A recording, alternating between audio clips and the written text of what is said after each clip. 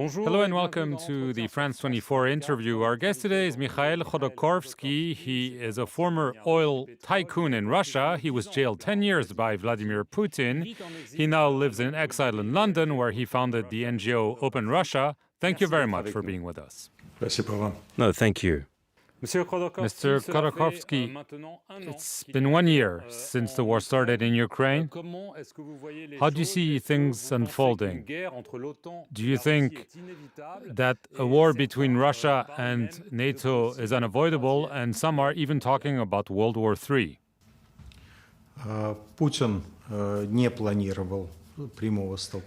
Putin's intention wasn't to go into direct confrontation with NATO.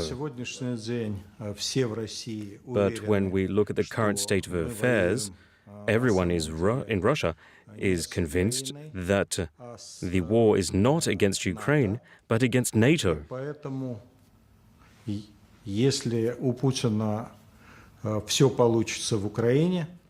Now, if Putin succeeds what he's trying to do in Ukraine, then without a skerrick of a doubt, we will see that going beyond NATO's borders will no longer be an obstacle for Putin. So for you, if Putin reaches his objective in Ukraine, it will then be the Baltic countries, Poland, for example?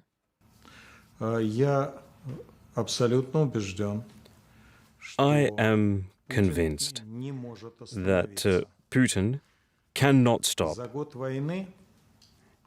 In just 1 year of war, he has created a large group, a very influential group of patriotic nationalists. And if Putin were to put an end to the war, well, a number of things may happen.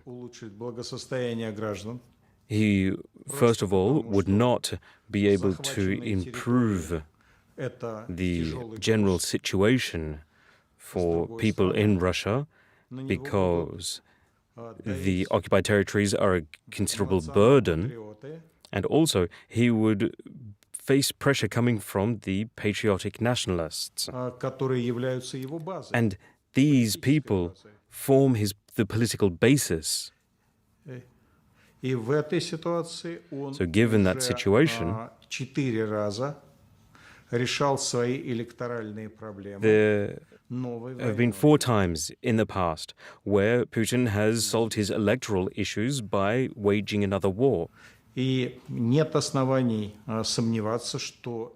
there is no reason for us to doubt the fact that he would do it a 5th time. Mr. Khodorkovsky, the Ukrainians claim that they will win the war this year in 2023 and take back all their territories, including Crimea. If this happens, is this the end for Vladimir Putin?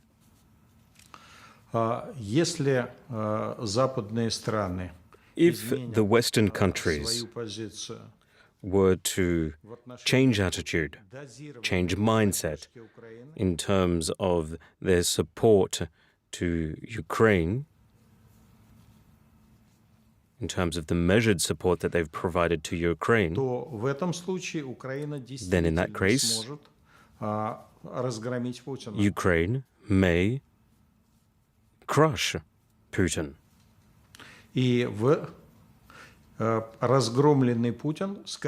And Putin defeated means Putin who would have to lose his power. So you think that Ukraine, with the support of Western countries, can win this war? Or do you think that, on the contrary, it will be extremely difficult because Vladimir Putin knows that his survival is on the line with this war? Whatever the case may be, it's going to be very hard.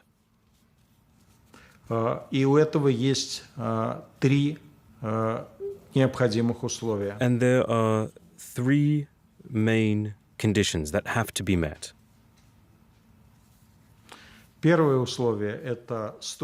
First, There needs to be resistance from the Ukrainian people. They need to show resilience as well. And also, Europeans and Americans need to provide weapons to the Ukrainian people in the required amounts. And the third condition that needs to be met is for Russian people to be convinced that this war is Putin's war and not the war for Russians. Над последней задачей работает российская оппозиция. And the Russian opposition is currently working on bringing about that third condition. Well, precisely, you have written and you have said that the chances of an interior revolution that would topple the Putin regime were extremely small. Why is that? Doesn't it mean that the vast majority of Russians support their president? Российское общество глубоко поражено пропагандой. Russian society is deeply marred by propaganda. But support for the war should not be overestimated. Roughly 30% of people in Russia are in fact pro-war and are in favor of this war. And there are roughly 50% of people who don't want to question orders. But if Putin were to face military defeat, then everyone will turn against him, and he knows that. You also say that the most difficult for Russia is not so much to get rid of Vladimir Putin, but it's to get rid of Putinism. You think that if Vladimir Putin, maybe because of a failure in Ukraine, was being pushed out, this doesn't mean that someone better would replace him. This is for you the main challenge of the opposition?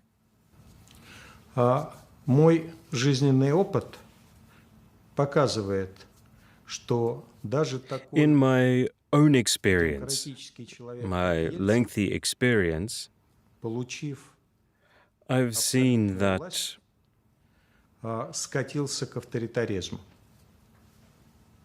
Я не верю. I've seen that there was a man, Yeltsin, a greatly democratic person, but the second he had full powers, he became an authoritarian autocrat. And I hope this doesn't happen again. What Russia needs is to have a separation of powers. It needs to have a federal system based on a parliamentary system with local powers, local authorities. Now, not everyone in the opposition shares this point of view. Some still believe in seeing a return of the Tsars. Some of them, who are probably very well-meaning in what they want, they would want to see their representative or their candidate taking over from Putin. And that is what I'm trying to fight against. I want to convince everyone in the West that if anyone, even if it's the best candidate possible, were to take on the position of a Tsar in Russia, well, that person is going to need to find some external enemy to be able to conserve their power. It's always been like that in the past. History has shown that time and time again. It's been the case for every single Tsar in Russia. To maintain power, they need an enemy. And we need to put an end to that. There's one person people talk a lot about in the news, maybe someone who would like to be the Tsar instead of Vladimir Putin. It's the head of the private security group Wagner, Evgeny Prigozhin. He has become an actor of the war in Ukraine, and some are wondering whether he has political ambitions, higher political ambitions, and that he could be a successor to Putin, or that he obeys Putin. Currently speaking, Prigozhin is following Putin's orders. But there may come a time where Prigozhin will want or may want to put one of his own people from his own entourage in Putin's place. I don't think he would want to take on that position himself. There is a very real danger of Putin being replaced by someone who is just as authoritarian as he is. It is a very real danger, and that's the one I want to ensure never comes to fruition. But that danger will happen. We will have to overcome it. It will be difficult to overcome because the system, the balance of power that Putin has carefully constructed around himself is one that will be very challenging to recreate should he fall. So within his entourage, there will be conflict when he falls. Last question. You spent 10 years in jails in sometimes harsh conditions, especially when you speak about solitary confinement. You said, quote, that this was a direct road to the cemetery. Alexei Navalny is currently serving 11 and a half years in jail, in a maximum security jail. Do you think Vladimir Putin wants to maintain him in jail, or a scenario like yours where you ended up being freed, surprising everyone, is plausible? Unfortunately, I think that the Putin we have today is nothing like the Putin we had back in 2013. I was let free from prison. And I think that is something that Putin deeply regrets. He sees it as a grave mistake on his part for having ever accepted it, and he doesn't want to commit the same mistake again with Navalny.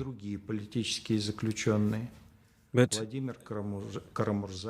Navalny will be released. The others, there's Yashin, Pirovov, and many others, they will leave prison simply because Putin will lose this war.